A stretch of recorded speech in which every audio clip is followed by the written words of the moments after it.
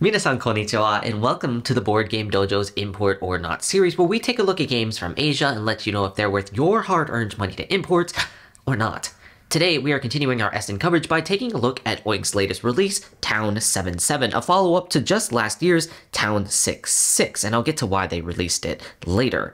Let's take a look and see if it fulfills its promise of a brain-burning puzzle in 15 minutes. This is Town 77. Town 77 is a game in which you will try to create a 7x7 grid in the middle. The game starts with each player drawing 4 tiles, and yes, you can see the back of your opponent's tiles, but just the color and not the shape. Once it is your turn, you'll go through a few steps that are pretty straightforward. The first step is to look at your tiles in your hand and to see if you want to exchange it. You can exchange tiles if you have 3 of the same color or the same shape. So in this case, we have 3 purples, and I definitely don't want that. And once I'm there, it's time for my turn. The next step in my turn is to play it to the board. I need to play one of these tiles to the board, and I need to place it adjacent to a tile that is already on the board, making sure that I don't place the same shape or the same color as a tile in that row or column. So the first turn should be pretty easy. I just can't play a green or this kind of double hump shaped house. So which means I cannot play this tile right here, but I could play any of my other ones. The next step is to simply draw back up to your hand limit from the bag, which gives me to 4.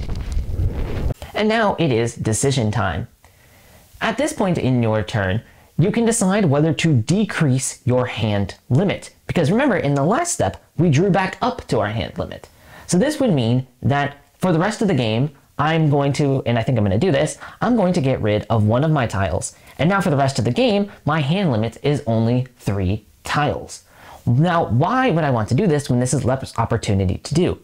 Well, to win this game, it is about who has less tiles in their hand when either they cannot play anymore, in which case they are eliminated from the round, or on their turn, they're just able to place their last tile, and now they have 0 left in their hand.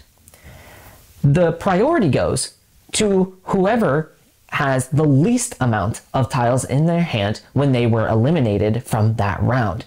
But the tiebreaker is where it's interesting, because even if I shed my hand really quickly, well, look at my opponent, they still have all 4 of their tiles because, this was an example.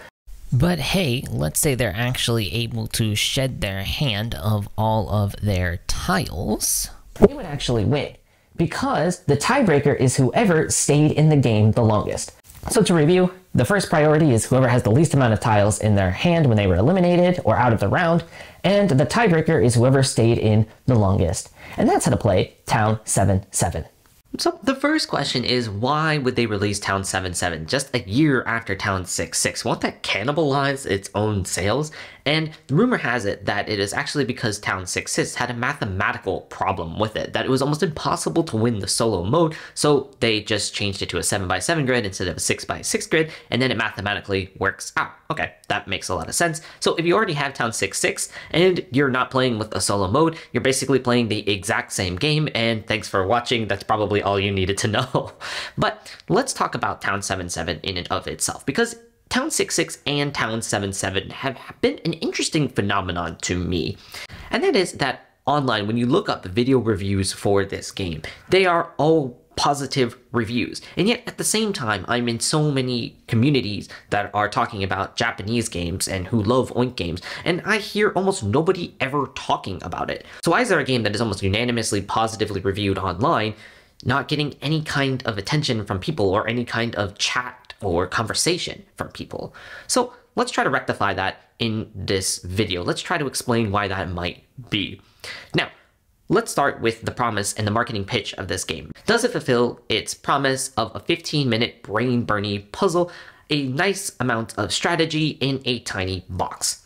Well, let's go over the points that we can go over quickly first. First of all, does it come in a tiny package? Yeah, absolutely it does. It comes in that famed Oink box size. And as Oink is almost always able to do, they don't sacrifice quality to put it in this size box. It comes with these nice tile holders that are wooden and are really nice quality. And for once, they've actually made it so that you can easily put everything back in the box, no problem. And actually, look, you're able to close it snugly. So that's a nice check mark to start off with. The next thing is, well, does it play quickly? And yes, it absolutely does. The game plays in about 15 to 20 minutes, no matter the player count. So that's another check mark for it, another positive thing for it. Now, the next thing that I want to go over is the strategy thing. Does it have a brain-burny sense to it? And yes, I think it does. And I think it's the brain-burny part that actually leads people to the positive reviews that they have online for it. There's a constant struggle of needing to make the decision of whether to keep your hand limit higher at something like 4 or 3, to keep as many options open as possible. At the same time, knowing that the board is getting filled up with even less and less options being open to you. You also want to stay in as long as possible, but not for so long that you're actually running out of options and are going to be left holding the bag, knowing that you might have 3 or 4 or even 2 tiles left in your hand and not being able to do anything with them. While you can see the backs of other people's tiles and what color they have in their hand, you are also left with the uncertainty of not knowing whether or not their shapes will render your tiles useless. So again, it's all about timing. It's all about knowing when you need to start getting rid of the tiles in your hand, because while you want to stay in as long as possible, you also, as I said before, don't want to be left having no options to play, and those tiles are now going to mean that you're probably not going to win that game. But this is where I think that also the brain burning aspect of it is a little bit oversold. Because maybe it's just me, but when I hear that a game is very brain burning, I think, okay, it's very strategic, and that is about it. Almost no luck, it is all about your planning alone. And that is not quite right for this game, because a lot of this game is still what tiles are you drawing from the bag. Sometimes you just have really bad draws that you're not able to exchange, you're not able to do a whole lot with, so you might have a hand of 4 tiles and you're really only able to play one of them. It's not from your lack of playing skills, it's not from a lack of your strategy, it's just by luck. And so when I'm explaining this game to people, I'm not just explaining it as a brain-burning puzzle, I'm explaining it as a bit of a push your luck game. How long can you get lucky and draw tiles that you can actually play on the board? Do you want to stay in longer and risk that luck running out, or do you want to discard your tiles faster so you're not left, again, bag holding? And when I think about it this way, that actually means that the central hook to this game maybe isn't its brain burniness, it's actually more of a push your luck Sudoku game. And thinking about it that way, as I think best for you to figure out if this game is worth something you want to import or not. Because a push your luck Sudoku game, whether you think that that sounds fun or not, is going to be exactly how you feel about this game. Mike Delisio of the Dice Tower actually talked about in the Town 6-6 review that Oink games are very good at getting a central concept into a tiny box. And while that is a very good thing, whether you're going to enjoy that box or not is going to be, are you going to enjoy that one central hook? There is nothing else there that is going to be able to cover up that mechanism. And for a lot of people, that's the entire point. They want a very clean game. And this is a very clean, push your luck Sudoku game. Thinking about it that way, okay, I want this shape or this color, and I can't have it in the same row or column. That is the Sudoku part. Push your luck. How long can I get lucky and draw tiles that actually play on the board? What is the person ahead of me going? What is the person to my left doing? Things like that. There is that strategy to it, but there's also that bit of push your luck element to it. I think where it's coming down of people are positively reviewing it while at the same time not talking about it is because it both satisfies its sales pitch of being a puzzle that you can bring along in a small package, takes about 15 to 20 minutes. It satisfies that. So people are feeling like their expectations were met.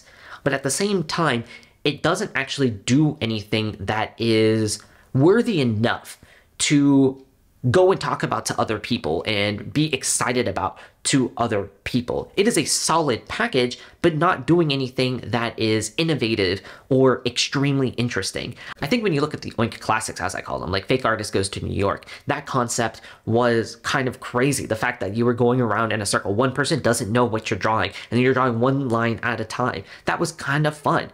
When Insider came out and you have the 20 questions aspect that many people know already, and then, but hey, you have a trader that already knows the answer, but they want to make sure that you get the answer, but that you don't know it's them. Again, that was something that when you played it, you're like, oh man, I need to tell other people about this because this game is just different.